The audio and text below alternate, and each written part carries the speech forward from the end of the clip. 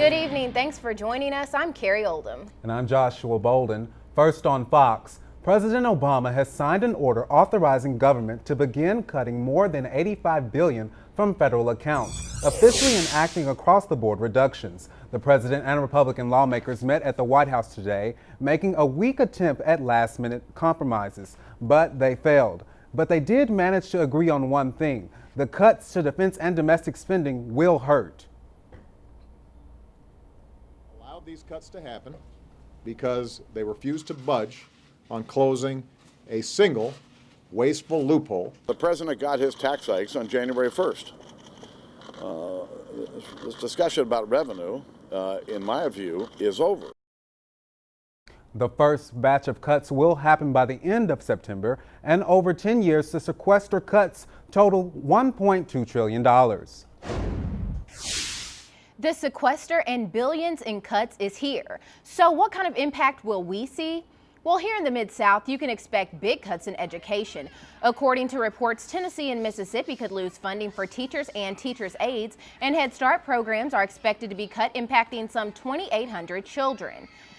And if you fly, get ready for delays at Memphis International Airport. The federal government cuts impacting the FAA and the TSA.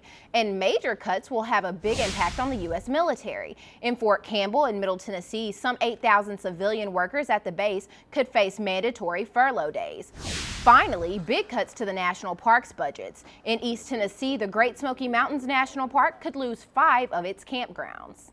Taking a look at national headlines, a Florida man is missing underground tonight after a massive sinkhole swallowed him. Police say the sinkhole opened beneath his bedroom around 11 o'clock last night. It is estimated to be up to 100 feet wide and at least 50 feet deep. The victim's brother was trying to pull him out when rescue crews arrived on scene. Earlier today, rescue crews lowered listening devices and cameras into the hole, but they were also swallowed up. Neighbors on both sides of the victim's home have been evacuated.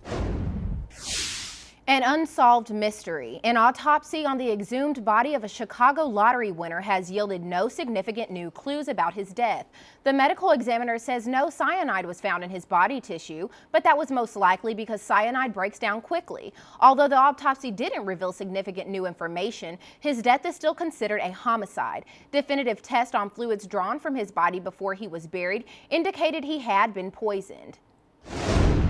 In good news, Memphis in May has released the 2013 Beale Street Music Festival lineup, and it looks to be another huge year rocking by the river.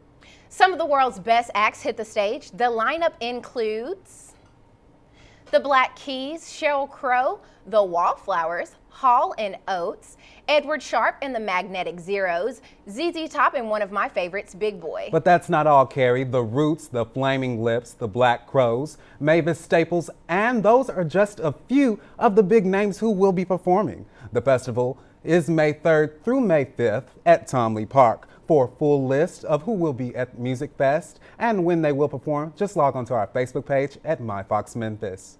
That's it for Fox 13 News at 5. I'm Caray Oldham. And I'm Joshua Bolden. Have a good night. I'm excited.